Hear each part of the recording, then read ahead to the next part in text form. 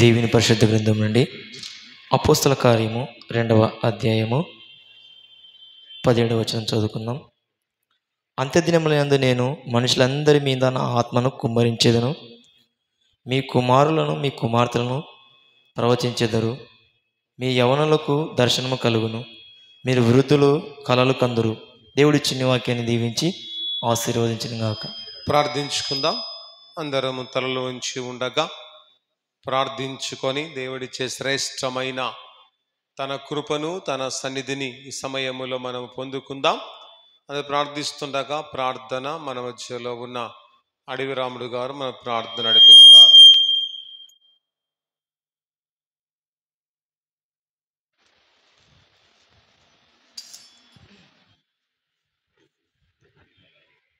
అందరూ కళ్ళు ముచ్చుకుంటే ప్రార్థన చేసుకుందాం. ప్రేమ నమ్మకం గల పరలోకపు రాజా, నీ బంగారు పాదములకు స్తుతులు స్తోత్రాలు వందనాలు తండ్రి. ప్రభువ తండ్రి, ఉదయకాల సమయం నందు తండ్రి నిన్న ఈ ఆరాధన కుడికలంతట్లో ప్రభువ తండ్రి, రాత్రికాల సమయం అంతటిలో ప్రభు నువ్వే తోడు నీడగా ఉండి తండ్రి ఆరాధన కుడికంతలను ఘనముగా జరిగించిన దేవునికి స్తోత్రాలు తండ్రి. ఇంతవరకు పాటల ద్వారా సంగీతం ద్వారా నిన్ను ఘనపరిచినందుకు వందనాలు ప్రభువ. అవును తండ్రి, నిన్న ఈ దినం చూడలేక ఈ సమయం చూడలేక ఎంతోమంది కాలగర్భంలో కలిసిపోయినారు ప్రభువ తండ్రి. మమ్మల్ని అయితే నీ సజీవ లెక్కలో ఉంచుకుని ప్రభువ తండ్రి నేను నీ సన్నిధిని నడిపించిన దేవానికి వందనాలు స్తుతులు స్తోత్రాలు తెలుసుకున్న ప్రభువ తండ్రి. ప్రతి ఒక్కరు ప్రభువ కుల మతాలకు అతీతంగా ఉండకుండా ప్రభువ ఐక్యత కలిగి నేను తండ్రి జీవించడానికి కృప చూపిస్తావని అడుగుతున్నాం ప్రభువ, నీకే స్తోత్రాలు తండ్రి. అవును ప్రభు తండ్రి, అయ్యగారు చెప్తున్న వాక్యము నన్ను తండ్రి ఏదైతే ఇత్తున ప్రభువ ఆ ఇత్తిన వాక్యము ప్రతి హృదయంలో నీరు కట్టి ఫలింప చేస్తావని నజరేయుడైన యేసుక్రీస్తు నామమున అడిగి వేడుకొచ్చున్నాం పరమ తండ్రి, ఆమేన్. సమయములో కొద్ది నిమిషాలు దేవుని వాక్యాన్ని మనం విందాం. మన మధ్యలో ఉన్న దైవజనులు లాజరస్ గారు కొద్ది నిమిషాలు దేవుని యొక్క వాక్యాన్ని మనకు అందిస్తారు. వారు చెప్పే వాక్యాన్ని విని విశ్వసించి దేవుడిచ్చే గొప్ప దీవెనలు పొందాలని ప్రభునామం తెలియజేస్తూ ఉన్నాం. ఈ సమయాన్ని మన మధ్యలో ఉన్న దైవజనులు లాజరస్ గారికి సమయాన్ని అప్పగిస్తూ ఉన్నాం.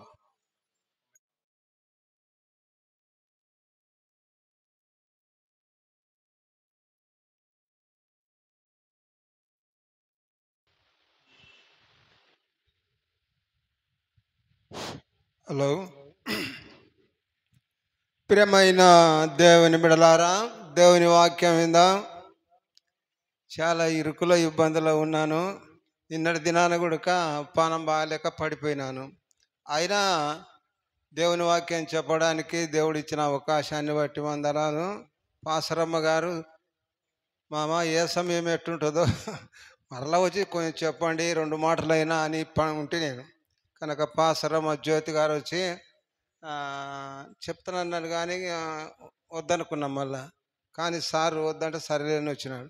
జ్యోతి అమ్మ గారు వచ్చి, మామ నిన్నటి దినాన్ని లాగుండే కదా, రేపటి దినం ఎట్టుంటుందో వచ్చి చెప్పమంటే సరేమో ఉన్న కాడికి దేవుని మాటలు చెప్తానని సిద్ధపడి మళ్ళీ వచ్చాం.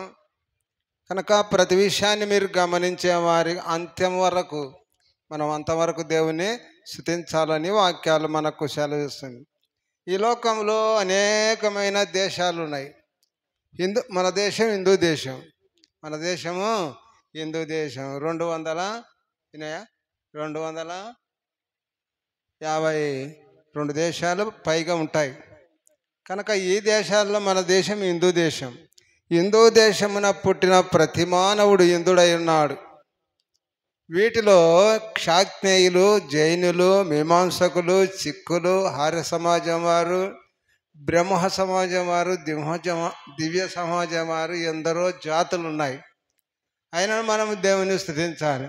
అందుకే దేవుని వాక్యం ఏమంటుందంటే, ఆత్మను ఆర్పాకండి, ప్రవచించుటకు నిర్లక్ష్యం చేయకండి, మేలైన దానిని చేపట్టండి అని వాక్యం మనకు సెలవిస్తుంది.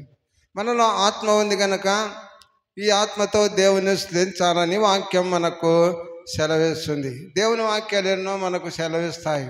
పరిశుద్ధుల గుడకే దేవుడు మనలను పిలిచను కానీ అపవిత్రులుగా ఉండుటకు పిలవలేదు. దేవుడు గొప్పవాడు, పరిశుద్ధాత్మ శక్తి చేత నడిపిస్తాడని మీరు గమనించే వారిగా ఉండాలని మీకు అందరికీ విజ్ఞప్తి చేస్తున్నాం. కనుక మనం ఆత్మను ఆరిపోకూడదని వాక్యం మనకు సెలవిస్తుంది. ప్రవచించుటకు నిర్లక్ష్యం చేయకూడదంట, వెనకబడకూడదని వాక్యం మనకు సెలవిస్తుంది. ఈ విషయాలన్నీ మీరు గమనించే వారిగా ఉండాలని మీకు విజ్ఞప్తి చేయి. చదవబడిన వాక్యములు అక్కడ మనకు కొన్ని విషయాలు మనకు తెలియబడుతుంటాయి.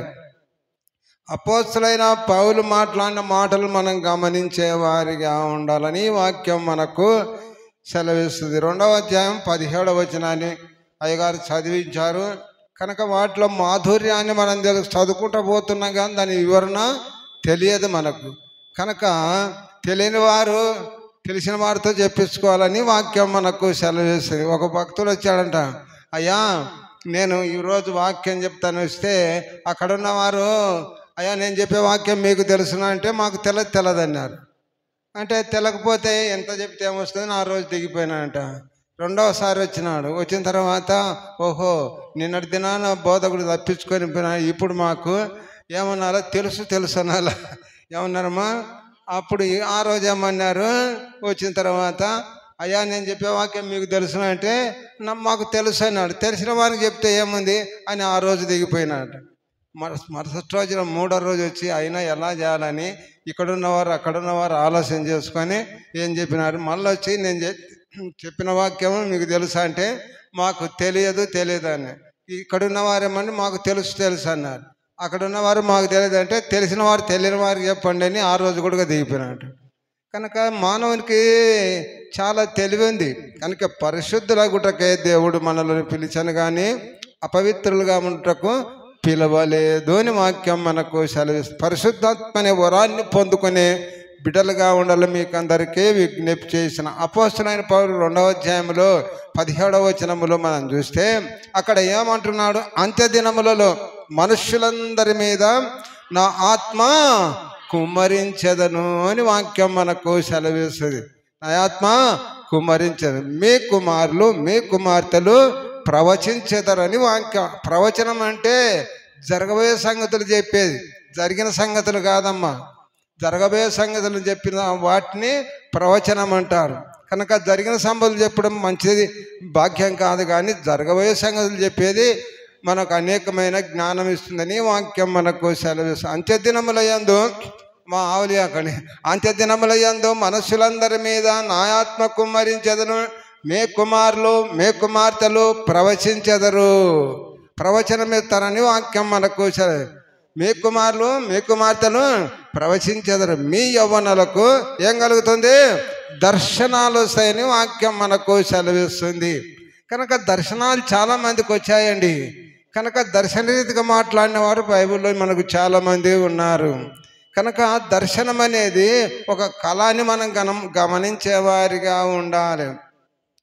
వాటిని ఆ దర్శనరీతిగా మాట్లాడడానికి మన శక్తి పొందుకునే బిడ్డలుగా ఉండాలని మీకు అందరికీ విజ్ఞప్తి చేయించున్నాం. సరే, ఏమైనా ఈ విషయాన్ని గమనించినట్లయితే అంత్యదినములయందు మనుషులందరి మీద నా ఆత్మను కుమ్మరించెదను కనుక వారు ప్రవచించెదరు అని వాక్యం మనకు. మీ యవ్వనులకు దర్శనములు కలుగును, మీ వృద్ధులు కలలు గందరు అని వాక్యం మనకు సెలవు. వృద్ధాప్య దశలో కళలు వస్తాయమ్మా.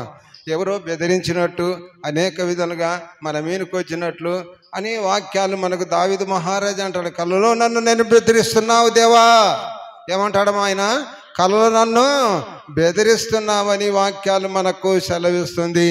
కనుక ప్రతి విషయాన్ని మనం గమనించే వారిగా ఉండాలని వాక్యం మనకు సెలవిస్తుంది. నా ఆత్మను కుమ్మరించు. నరుని ఆత్మ కలపండమ్మా, కలపాల. నరుని ఆత్మ యెహోవావెటు దీపము, ఈ దీపాన్ని ఆరిపోజేసుకోకూడదని వాక్యం మనకు సెలవిస్తుంది. దీపం ఉండగానే ఇల్లు చక్కబెట్టుకునే వారిగా ఉండాలని వాక్యాలు మనకు సెలవిస్తుంది. కనుక ఈ విషయాన్ని గమనించినట్లయితే ఈ దీపము మనం చూసినట్లయితే గుణవతి అయిన భార్యలో మనకు తెలుసుకుంటాం. ఆమె చాలా చక్కగా అక్కడ మాట్లాడినట్టు వాక్యంలో మనం చూడగలుగు. సామెతల గ్రంథం 31వ అధ్యాయం 10వ వచనం మన కిందికి చదువుకుంటూ పోతే అక్కడ మనకు రాయబడినట్టు వాక్యాలు మనకు సెలవిస్తుంది.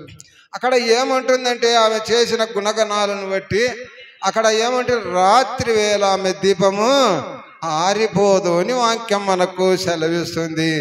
ఈ విషయాన్ని మీరు గమనించేవారిగా ఉండాలి. యేసయ్య చెప్పని చెప్పాడు ముందుగానే ఆయన బోధనలో, దీపం వెలిగించి మంచం కిందనైనాను కొంచెం కిందనైనా పెట్టరు, దాన్ని దీపస్తంభం మీద నిలుపుదురు అని వాక్యం మనకు సెలవిస్తే, ఇంటి వారందరికీ వెలిగించుటకై ఎక్కడుంటుంది అమ్మా?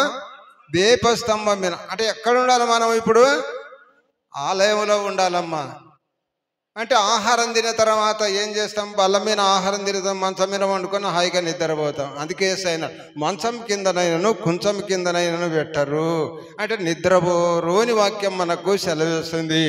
కనుక దీపస్తంభం మీద నిలుపుదురు అంటే మనం ఆలయంలో దేవుని స్తుతించేవారిగా ఉండాలని వాక్యం మనకు సెలవిస్తున్నది. కనుక ప్రతి విషయాన్ని మనం గమనించేవారిగా ఉండాలని మీకు అందరికీ విజ్ఞప్తి చేస్తున్నాం. కనుక ఈ దీపం నిత్యం వెలుగుతుండాలంట. అమ్మా వింటున్నారా? వింటున్నాగా? నిత్యం వెలగాలి, ఒక్కనాడు కాదు. మన ప్రయాణం అంతా, మన జీవితం అంతా దేవునిలో ఉండేవారిగా ఉండాలని వాక్యం మనకు సెలవిస్తుంది.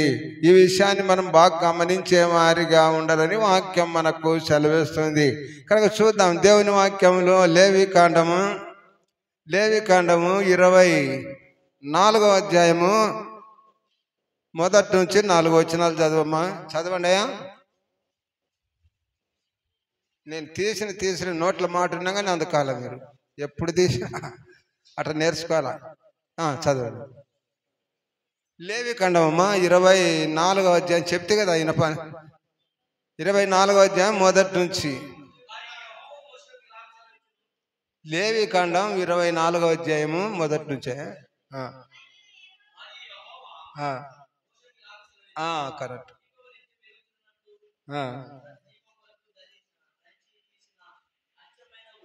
నేను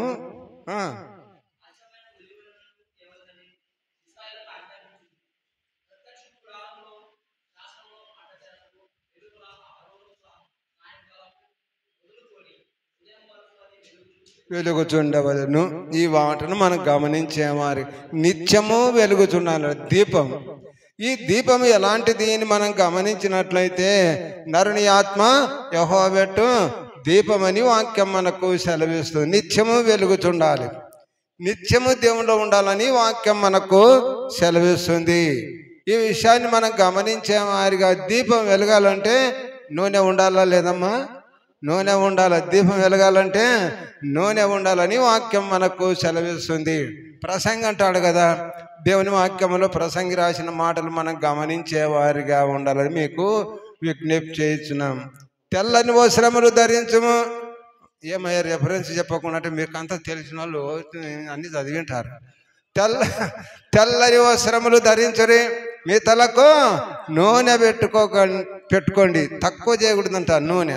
నూనెనగా పరిశుద్ధాత్మకు సూచన, వెలిగిస్తుందని వాక్యం మనకు సెలవిస్తుంది. మీ తలకు నూనె పెట్టండి అని వాక్యం మనకు, ఉపవాసం ఉన్నప్పుడు మీ తల అంటుకోండి అని వాక్యాలు మనకు సెలవిస్తున్నాయి. కనుక ఈ విషయాన్ని మనం గమనించేవారిగా నీ తలకు నూనె పెట్టుము అని వాక్యం. తెల్లని వస్త్రాలు ధరించుకోవాలమ్మా. అనుకుంటున్నాం ఆలయానికి వస్తే ఏదో ఒక రకమైన బట్టలు అనుకోకూడదు. తెల్లని వస్త్రాలు ధరించాలి, తలకు నూనె పెట్టుకోవాలి, తన భార్యతో సుఖించమని వాక్యం మనకు సెలవిస్తుంది. కనుక పాతాళములో ఏముందంట, పనైనను ఉపాయమైనది ఉండదని కింది వచనాల్లో చదువుకుంటూ వెళ్తే అక్కడ మనం గమనిస్తాం. అప్పుడు ఉపాయం పడితే కాదు, ఇప్పుడు శరీరం ఉన్నప్పుడే, ఈ శరీరంలో ఆత్మ ఉన్నప్పుడే మనం ఉపాయం పడాలి. కనుక ఇప్పుడే దేవుని స్తుతించాలి. కనుక భక్తుడు అంటాడు, యో భక్తుడు, మన్ను నిన్ను స్తుతించునా దేవా అంటాడు. నేను చనిపోయిన తర్వాత మన్ను నిన్ను స్తుతించదని వాక్యం మనకు సెలవిస్తుంది. ఈ విషయాలన్నీ మీరు గమనించేవారిగా ఉండాలి.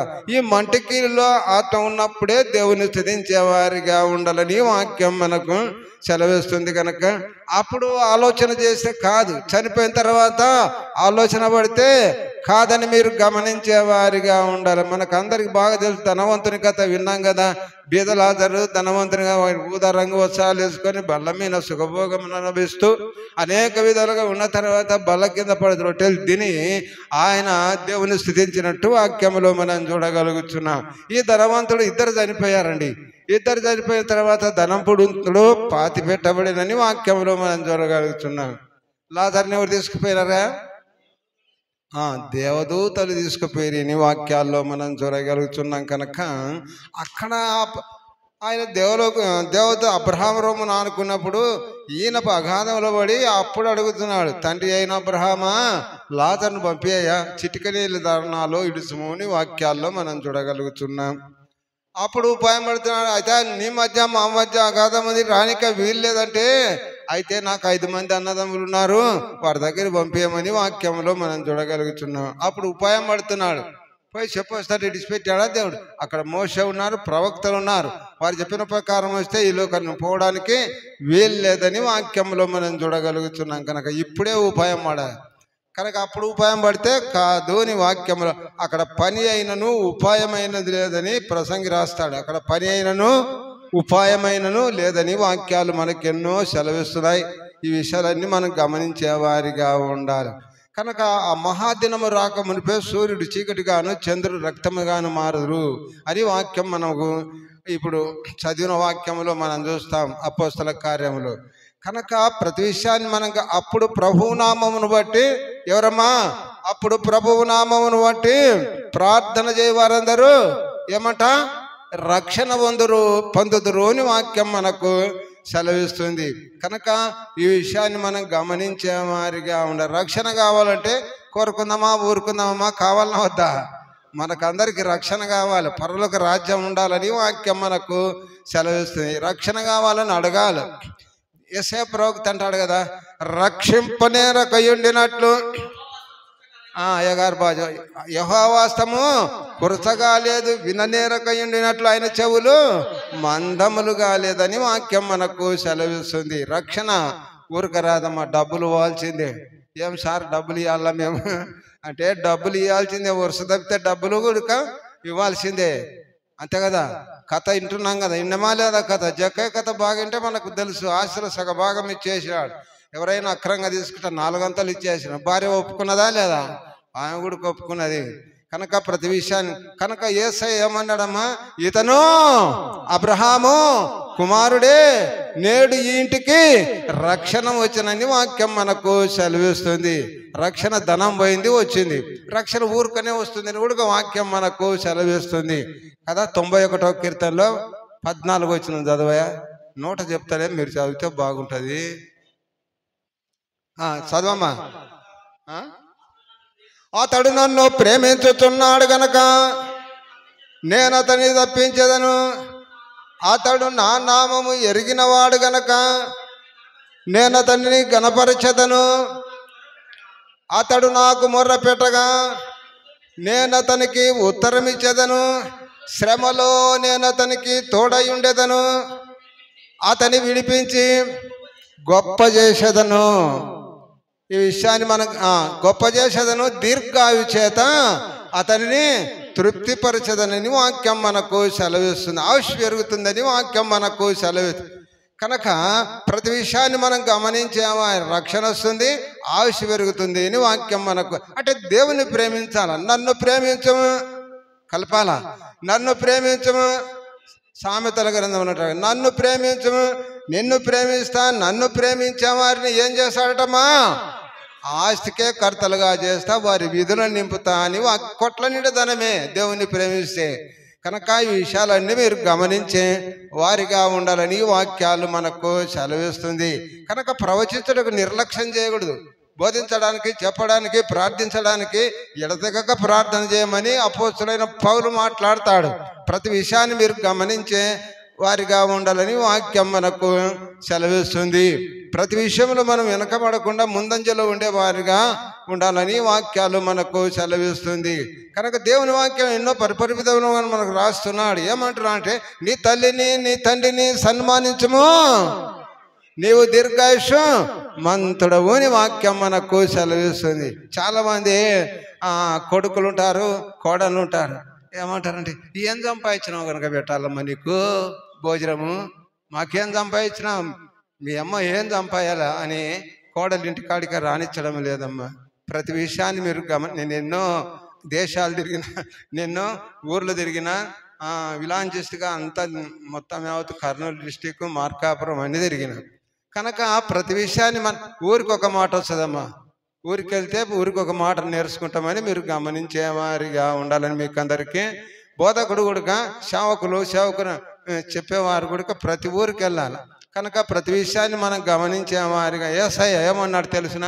పల్లెటూర్ల జనుల రక్షణ భారమున పైనే గలదు. పల్లెటూర్ల జనుల రక్షణ భారమున పైని గలదు. పిల్లలకును పెద్దలకును ప్రేమతో నా స్వానుభవం సాక్ష్యమిచ్చెదా. స్వామి యేసు దేవుడనుచు సాక్ష్యమిచ్చెదా. బోధ చేయలేను వాదములకు బోను నాకదేల. బోధ చేయలేను వాదములకు బోను నాకదేల. నాదుడేసు ప్రభుని గూర్చి నాకు తెలిసినంతవరకు సాక్ష్యమిచ్చెదా. స్వామి యేసు దేవుడనుచు సాక్ష్యమిచ్చెదా. చాలు, మనం బోధ చేయలేకపోయినా సాక్ష్యం చెప్పినా చాలని వాక్యం మనకు సెలవిస్తుంది. అందుకే యేసయ్య అన్నాడు, ఏమయ్యా మీరు నా వెంట రండి, పల్లెటూరులో బోధించాలి. మనము ఇక్కడ కాదు, పల్లెటూరులకు వెళ్ళి బోధించాలని వాక్యం మనకు సెలవిస్తుంది. కనుక స్వదేశమును బోధించాల్సిందే. ఆ తర్వాత ఇతర గ్రామాలకు వెళ్ళి కూడా మనం బోధించాలని ఈ వాక్యాలు మనకు సెలవిస్తుంది.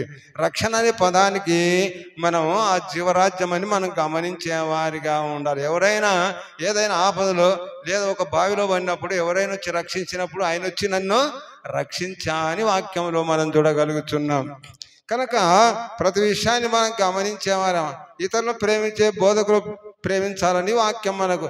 ఒకవేళ ఎక్కువ ప్రేమించే కానీ మన హృదయము దేవునికి ఇవ్వాలని వాక్యాలు మనకు సెలవిస్తున్నాయి.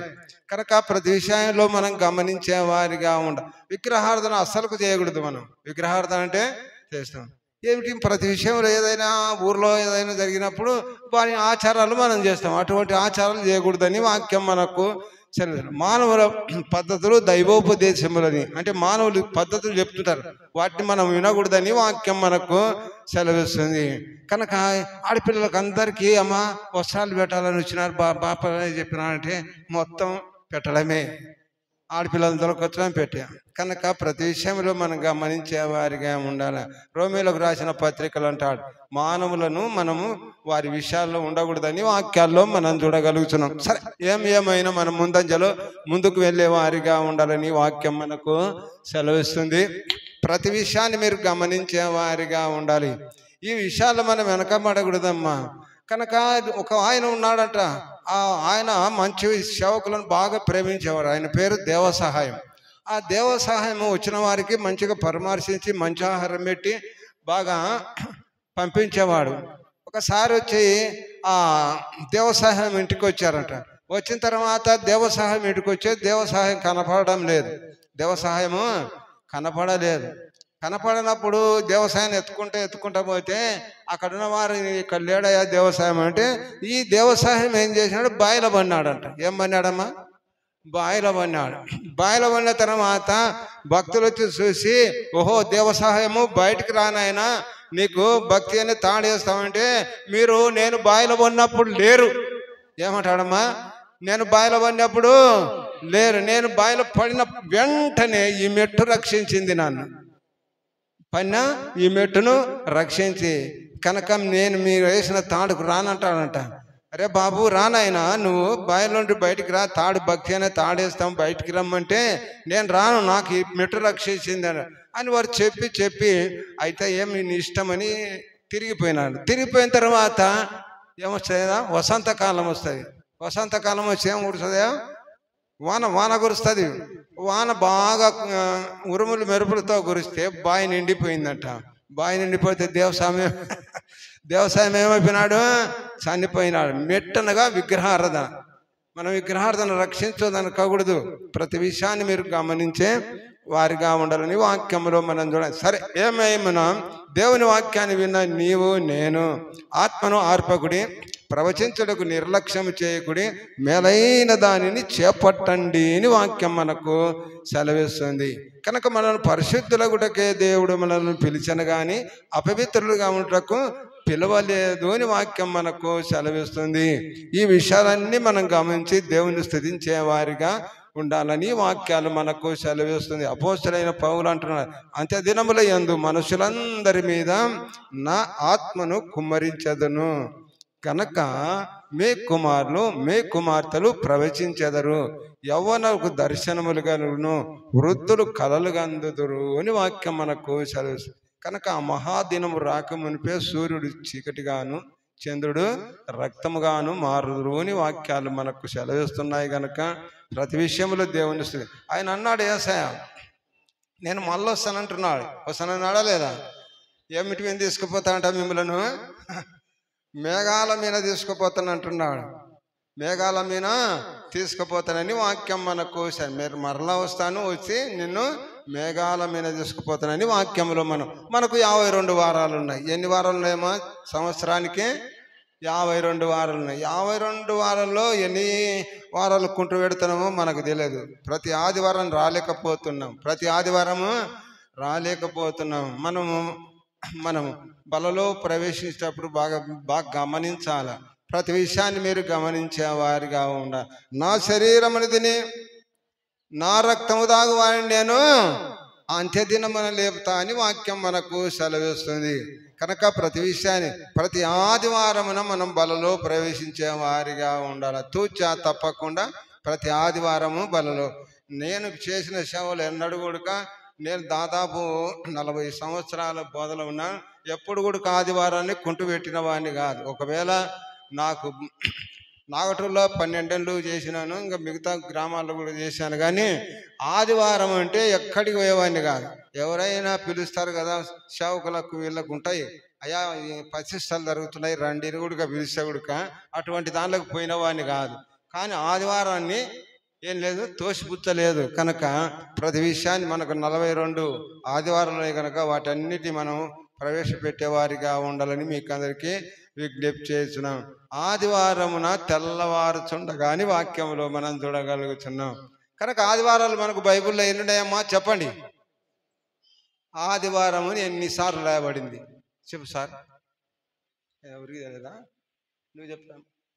ఎన్నిసార్లు రాయబడిందమ్మా? బైబిల్ ఉంది కదా, ఎన్నిసార్లు రాయబడింది? 8 సార్లు రాయబడింది. ఎన్నిసార్లు? ఆదివారం అని 8 సార్లు రాయబడినట్టు మనం గమనించేవారిగా బాగా చదవాలి మీరు. కనుక ప్రతి విషయాన్ని మనం గమనించేవారిగా 4 సువార్తల ఆదివారం అని 4 సార్లు రాయబడింది. అపోస్తల కార్యంలో 2 సార్లు ఉంది. కనుక ప్రతి విషయాన్ని మీరు గమనించేవారిగా ఉండాలని మీకు విజ్ఞప్తి చేస్తున్నాం. కనుక ప్రతి ఆదివారం సందా పోగు చేసిరిని వాక్యంలో మనం చూడగలుగుతున్నాం. ఇట్లా మనం నేర్చుకునే వారిగా ఉండాలి. కనుక ఈ ఆదివారానికి ఎందుకంత ప్రాధాన్యత అని వాక్యం, ఇది పరిశుద్ధ దినం. యేసయ్య లేచాడు కనుక ఈ ఆదివారానికి పరిశుద్ధ దినం అని పేరని మనం గమనించే వారిగా ఉండాలని మీకు అందరికీ విజ్ఞప్తి. కనుక ఆదివారం చాలా మంది విశ్రాంతి దినం అని ప్రార్థన చేస్తారు. అలా కాదు. కనుక విశ్రాంతి దినము మనకు 6 దినములు పనిచేసి 7వ దినం దాన్ని విశ్రాంతి దినం అన్నాడు. ఆ విశ్రాంతి దినాన్ని ఎట్లా ఏ విధంగా ఆచరించే పూర్వకాలంలో కనుక చాలా విషయాల్లో మనం విశ్రాంతి దినం ఆచరించాలంటే శనివారం రోజే ఆహారం శుక్రవారం కూడా సిద్ధంగా ఉండాలి. కనుక ఆ రోజు ఏ పని చేయకూడదని వాక్యం మనకు సెలవిస్తుంది. కనుక ఆదివారం కూడా ఏ పని చేయకూడదని నెహెమ్యా రాస్తాడు. 8వ దినమున మీరు జీవనోపాధి అయినా ఏ పని చేయకూడదని మనకు భక్తుడు రాస్తాడు.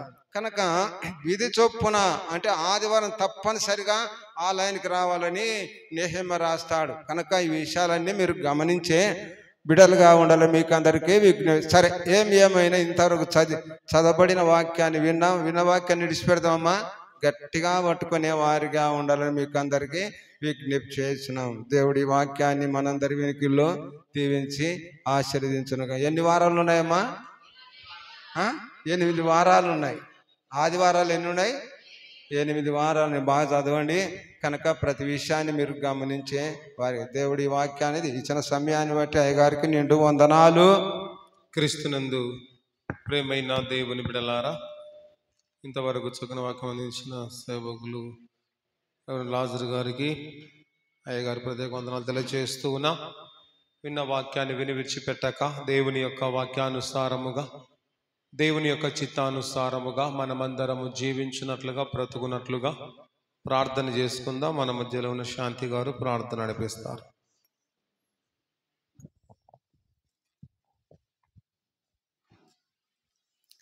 మమ్మల్ని మిక్కిలిగా ప్రేమించిన మా ప్రియ పరలోకపు తండ్రి, నీ పరిశుద్ధమైన శ్రేష్టమైన అతి శ్రేష్టమైన నామముకి కృతజ్ఞత స్తోత్రములు తండ్రి. మహాపరిశుద్ధుడ మహాగణుడమైన తండ్రి, నీ బంగారు పాదములకు వేలాది వందనములు స్తోత్రములయ్యా. నైనా ఉదయకాలం మొదలుకొని రాత్రికాల ఆరాధన వరకు మమ్మల్ని నీ సన్నిధిలో చేర్చుకున్నందుకు నీ కృతజ్ఞత స్తోత్రములయ్యా. పాటలతో నిన్ను ఆరాధించగలిగామయ్యా. అయ్యగారు చెప్పిన వాక్యం యందు మా హృదయాలను ఫలింపచేయటకు మీరు సహాయం చేయండి నైనా. విన్న వాక్యాన్ని విడిచిపెట్టకుండా మా హృదయాలలో నీరు కట్టి ఫలింపచేస్తావని నేను వచ్చిన వారందరినీ పేరు పేరు వరుసన దీవించి ఆశీర్వదించండి అయ్యా.